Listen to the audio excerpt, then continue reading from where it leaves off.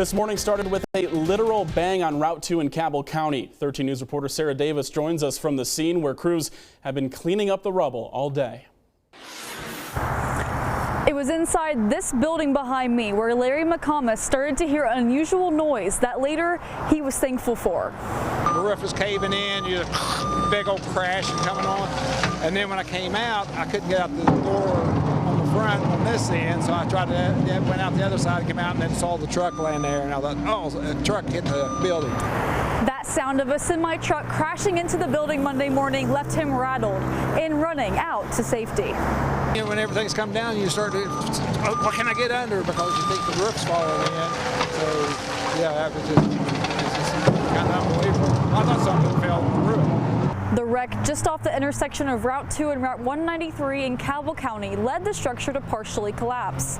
McComas says crews worked for hours to get the driver out of the rubble.